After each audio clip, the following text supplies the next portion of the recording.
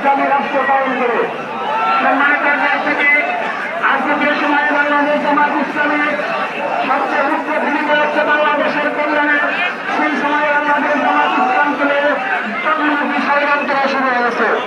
আমরা সকল ষড়যন্ত্রের জালকে উচ্ছেদ করে দেব ইনশাআল্লাহ।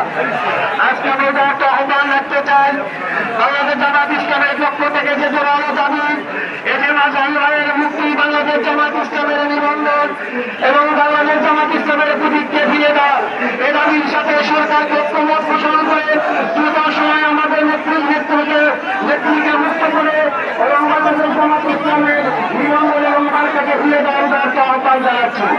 সম্মানিত উপস্থিতি, আপনারা জানেন বাংলাদেশ জামাত ইসলাম প্রায় 1.5 যুগ নির্যাতন এবং জুলুমের শিকার হয়েছে।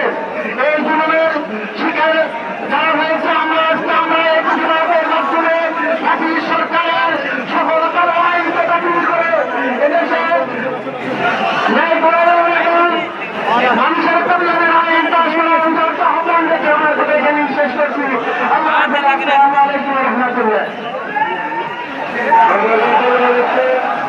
এই পর্যায়ে আপনাদের সামনে সংক্ষিপ্ত বক্তব্য রাখছেন বাংলাদেশ জামাত ইসলামের বগুড়া শহর শাখার নায়েবে আমির মাওলানা আব্দুল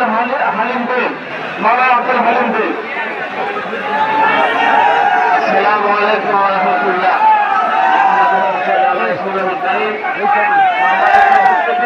আমাদের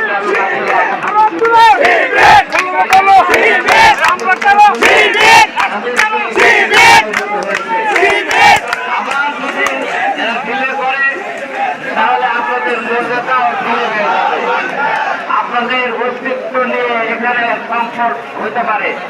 এ কারণে দ্রুত ইসলামের স্বার্থে আমাদের নিবন্ধন এবং আমাদের সেই নেত্রের ব্যক্তি যে সাক্ষী দিয়ে তারা বিচার করেছিল, হাসির জন্য মৃত্যুদণ্ড তারা করেছিল, তারা অর্ডার করেছিল, সবাই দেখতে চলে যাচ্ছে।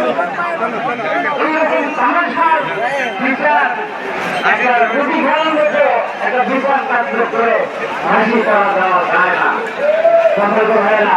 আল্লাহ যখন এতদিন বাঁচিয়ে রেখেছে, ইনশাআল্লাহ তাকে আমরা আমাদের কাছে তাদের কাছে আমরা চেষ্টা করি, নিজের কাছে আমরা দাবি জানাচ্ছি তাড়াতাড়ি এই কার্য সম্পন্ন করে, না হলে আপনাদের সম্পন্ন করতে হবে। এই বলে আমার কথা শেষ করতে দেওয়া না। আমি আলহামদুলিল্লাহ আলমিন। আসসালামু আলাইকুম ওয়া রাহমাতুল্লাহ। সংগ্রামী দেশবাসী, এর পর্যায়ে আপনাদের সামনে বক্তব্য রাখছেন বাংলাদেশ জামাত ইসলামী বগুড়া শহর শাখার সংগ্রামী নায়েবে আমির, শিবগঞ্জ উপজেলার সাবেক চেয়ারম্যান জনাব মাওলানা আলমগীর হুসাইন।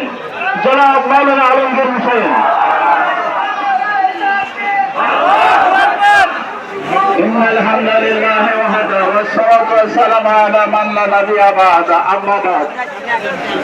বাংলাদেশ জামাত ইসলামী কর্তৃক বগুড়া জেলা কর্তৃক আয়োজিত আজকের এই সমাবেশের সংগ্রামী সভাপতি, প্রধান অতিথি সহ অন্যান্য নেতৃবৃন্দ, প্রাণ প্রিয় বগুড়াবাসী, আসসালামু আলাইকুম ওয়া রাহমাতুল্লাহি ওয়া বারাকাতুহু। আজকে আপনাদের কাছে বলতে চাই, আজকে আমাদের কেন এই সমাবেশ করতে